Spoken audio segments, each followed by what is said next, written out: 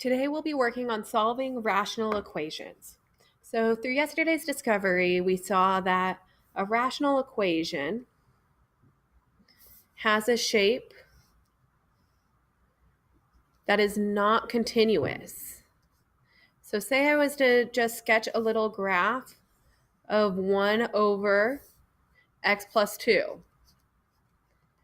We saw yesterday that through the line of -2, we would get this vertical asymptote, and then we would have these two curves that approach the asymptote but never cross it. And they approach y equals 0 but never crosses it.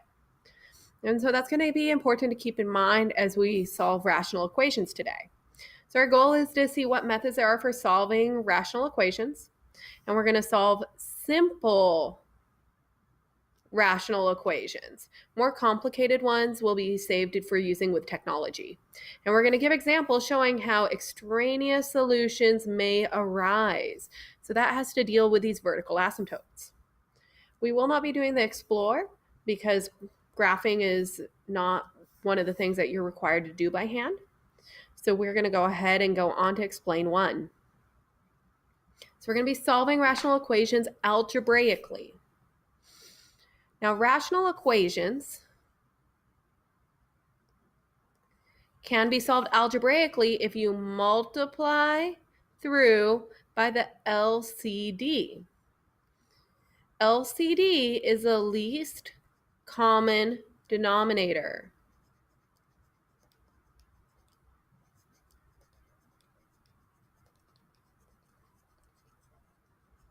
Okay, and then once you do that, you solve the resulting polynomial. So you solve how you learned in previous chapters and from Algebra 1. Now, what we have to be careful of, though, is this eliminates information about any excluded values. Okay, these are values that come from the asymptotes. And an excluded value, if it comes up as a solution, that's really an extraneous solution.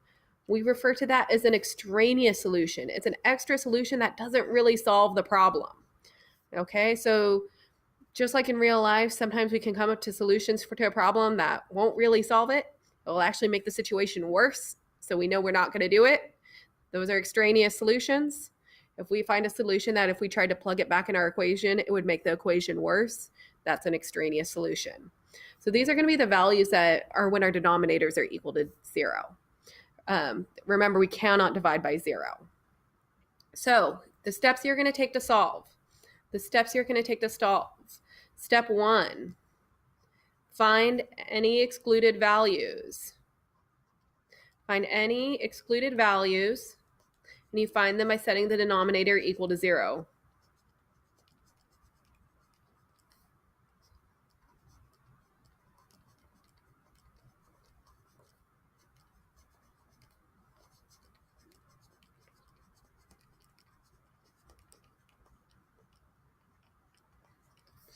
Okay, step 2, you're going to find your LCD, your least common denominator.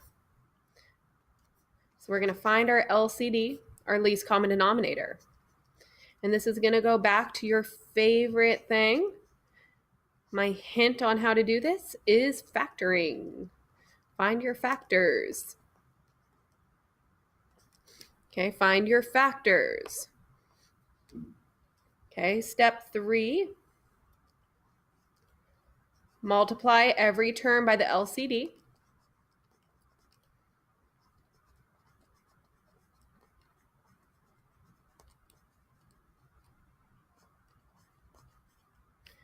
And solve. And last thing is check for extraneous solutions.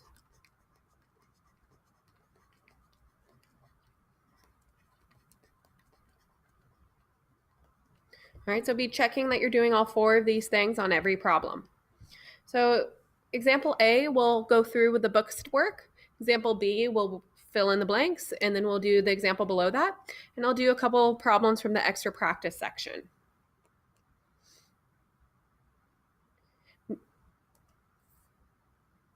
you need more time to write anything down, be sure to pause, rewind, and then pause it wherever you need to write the work down. All right, so solving this algebraically. I have quantity 3x plus 7 over x minus 5 equal to the other rational equation, expression, 5x plus 17 over 2x minus 10. Remember, the equal sign is what makes this whole thing an equation. I have a rational expression equal to another rational expression. So the first thing we do is we set each denominator equal to 0. So notice I set each denominator equal to 0. Okay, over here, it's just straightforward. You add 5 to both sides. So x is 5.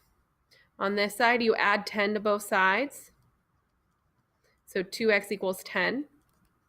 Then divide by 2. And they get x equals 5.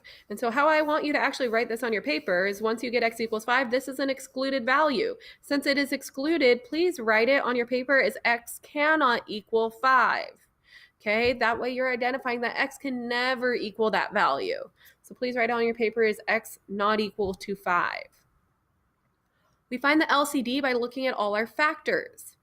Okay, if you look at this first one, the first one is x minus 5. Okay, so that's just straightforward x minus 5. But 2x minus 10 has an LCD, has a greatest common factor. 2 can go into both of these, so we factor out a 2. Remember that if we're factoring out the 2 out front, okay, factoring out a 2 out front means we're really dividing both terms by 2. So I factor the 2 out, and I divide it by 2 to get x minus 5. So now my factors are 2 and x minus 5. The first fraction already has the x minus 5, but we still need to have the 2. So that's my LCD. I'm going to multiply everything by the LCD.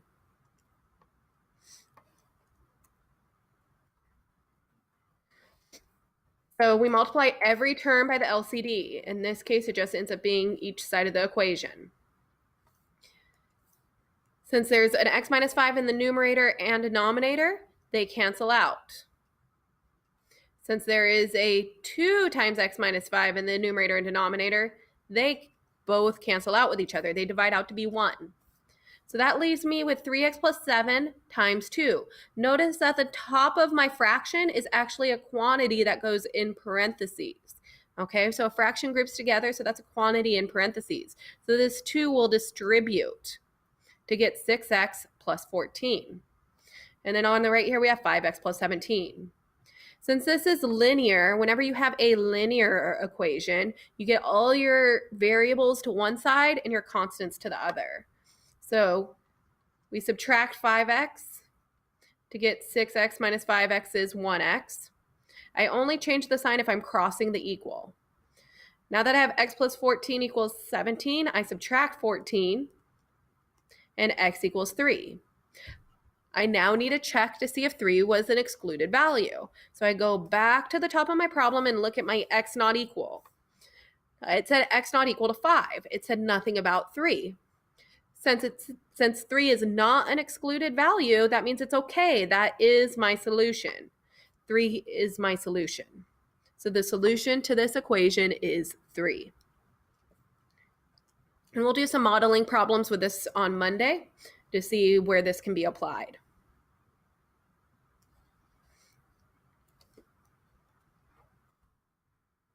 All right. So on B, this one's a little more complicated. Now we have addition involved.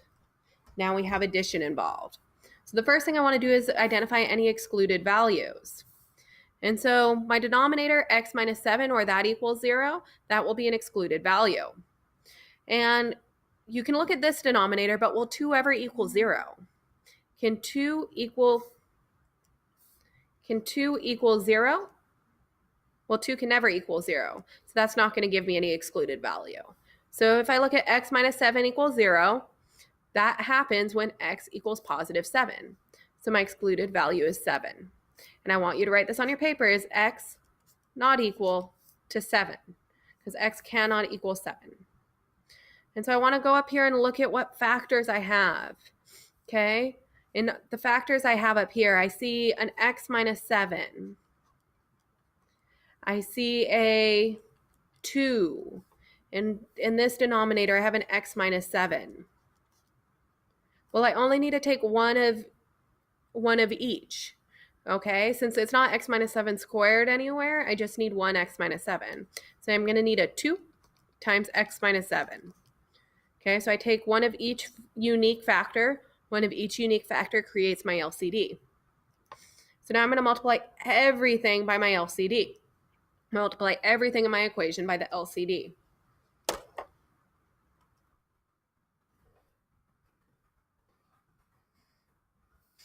I get 2 times x minus 7, 2 times x minus 7, and 2 times x minus 7. Notice I multiply every single term. Every single term gets multiplied. All right. And now we cancel out anything that they have in common in the denominator. Anything that matches in the denominator will cancel out as a value of 1.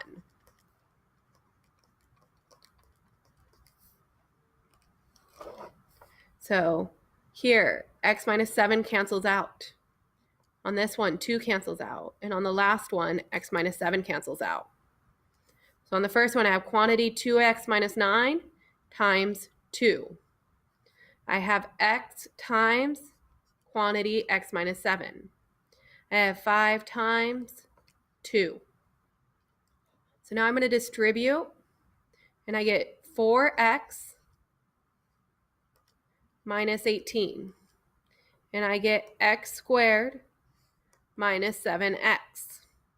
And I get 5 times 2 is 10. This is a quadratic. So quadratic, we need to get equal to 0. Remember, when we solve quadratic equations, we need them equal to 0. So, and I'm going to write it in standard form. So my x squared is going to go first. 4x minus 7x, they're on the same side, so they can combine. 4x minus 7x is negative 3x. And then be careful, I need it equal to 0. To make it equal to 0, I subtract 10 from both sides. And that's going to combine with a negative 18. So I get minus 28. Now to solve this, you could use the quadratic formula. If you want to go back and use the quadratic formula, you can, but it will be very messy if you do. Our standard is to solve simple equations, and so we will be using ones that can be factored. All of these will be able to be factored. So to factor, and they're going to be nice factors. So notice A is 1, so that means these are just x's. So ask yourself, what multiplies to be negative 28? What multiplies to be negative 28, but adds to be negative 3? So think about that. Okay, so we get negative 7 and positive 4. So now we set each factor equal to 0. X minus 7 equals 0 or x plus 4 equals 0. Okay, either of these will give a solution. So if x minus 7 equals 0, then x equals positive 7. If x plus 4 equals 0, then x equals negative 4. Now I go back to up at top. Up top, I had you write that x cannot equal 7. And I have a 7 here. So I'm just going to put a line through it because that is an extraneous solution. Okay, and that one is an extraneous solution. It's a solution that doesn't actually solve it.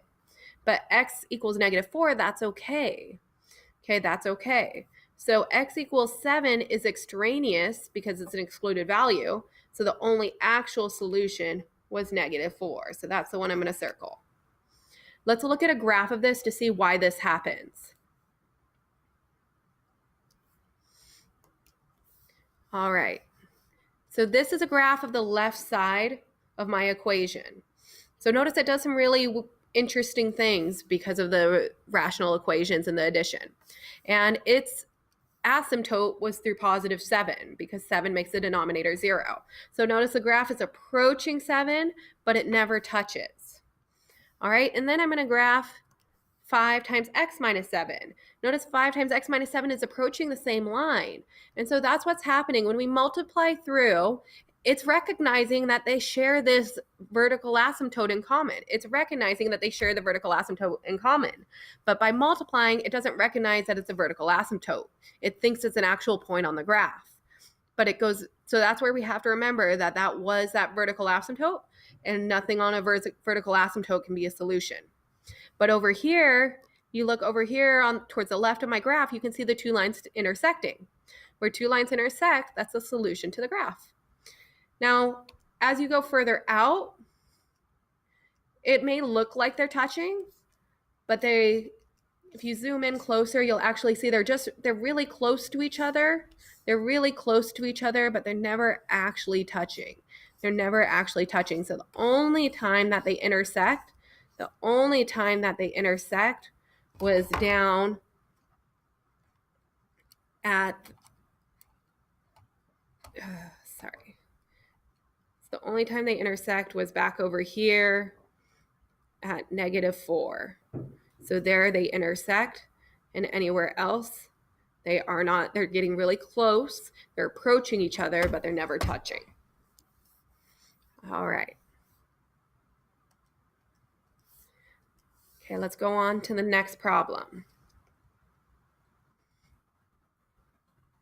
I have 8 over x plus 3 equals x plus 1 over x plus 6. First thing I do is identify my excluded values. So where does x plus 3 equal 0? And I have a habit, I'll write this as not equal to 0 because I don't want x plus 3 to equal 0. And so where does that happen? At -3. So x cannot equal -3. And x plus 6 cannot equal 0. So x cannot equal -6. So these are my excluded values. These are my excluded values. All right, so I'm going to now find my LCD. Now x plus 3 and x plus 6, they're both already simplified. They can't be factored any further. So I'm going to have to use each of them as part of my LCD. I'm going to have to use x plus 3 times x plus 6 as my LCD. Leave your LCD factored out like this, okay? Don't distribute it. So now I'm going to go back to my equation. I have 8 over x plus 3, and I'm going to multiply it by the LCD.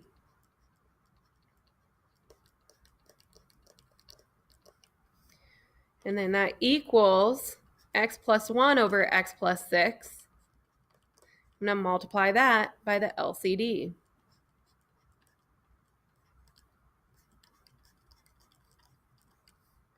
So when I do that, on the first one, x plus 3 cancels out. On the second one, x plus 6 cancels out. So I'm left with 8 times x plus 6 equals x plus 1 times x plus 3. And so now I'm going to go ahead and distribute the 8.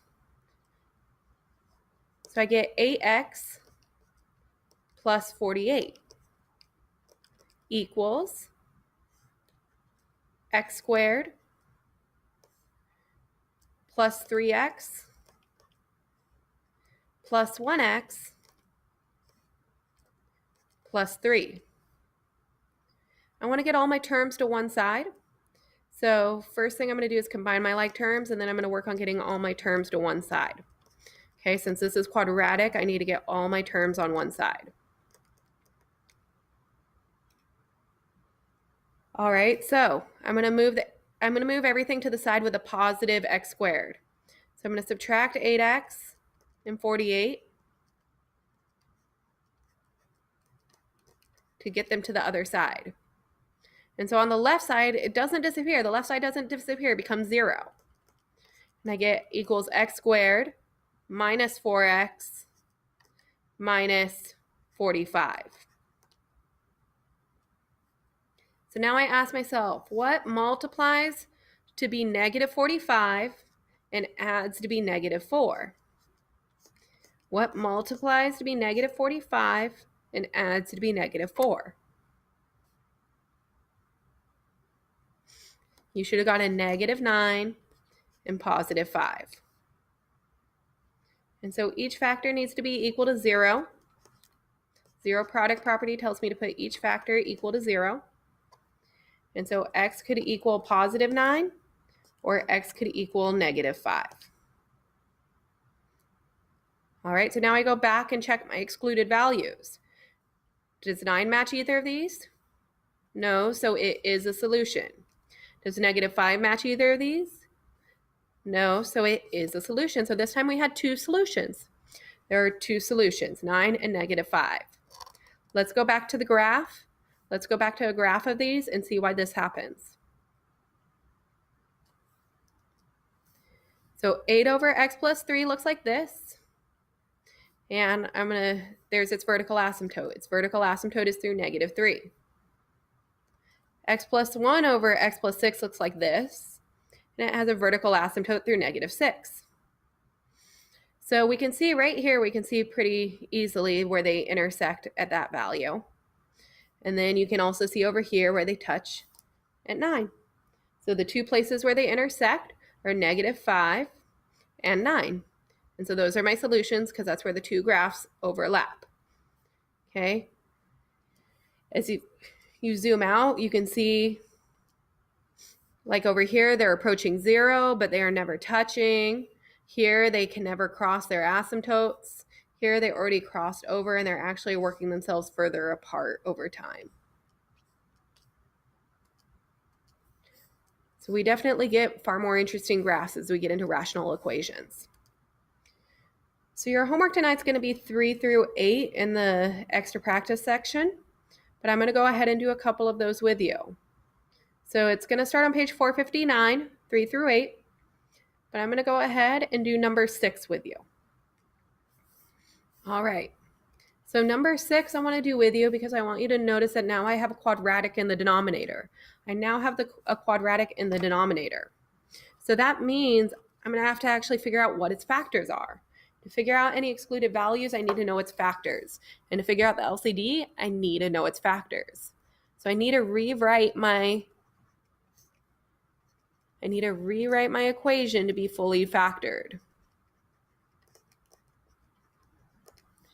So I ask myself, what multiplies to be positive 21 and adds to be negative 10? Should have got a -7 and -3. So notice these factors actually match up to my other denominators. So I'm going to find my excluded values first. So I say x minus 7 equals 0, or in this case, not equal. X minus 3 cannot equal 0. So x cannot equal 7, and x cannot equal 3. These are my excluded values. So now I'm going to multiply through. I'm going to multiply every term by my LCD. My LCD in this case is each of my factors. So I see x minus 3 and x minus 7 as unique factors. So I multiply the two of them together as my LCD. So I'm going to multiply this by x minus 7 times x minus 3. And then I'm going to go through on my other side of my equation, and I'm going to multiply each term by x minus 7, x minus 3.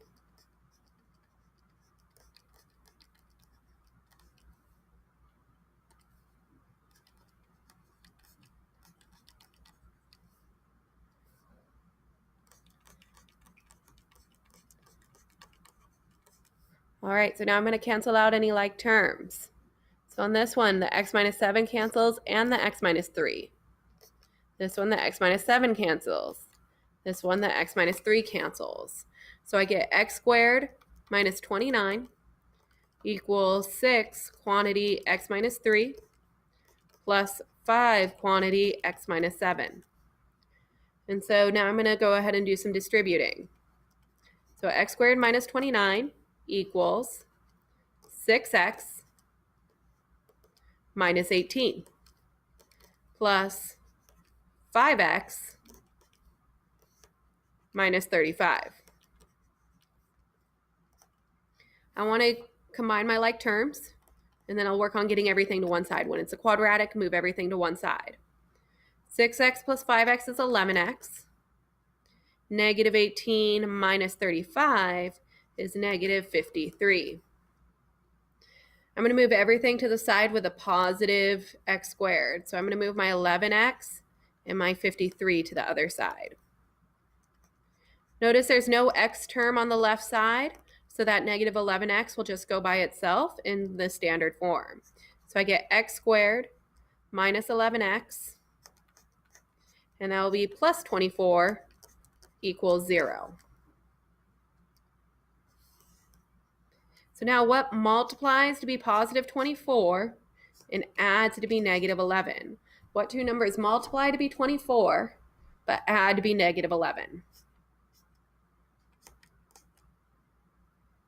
Negative 8 and negative 3.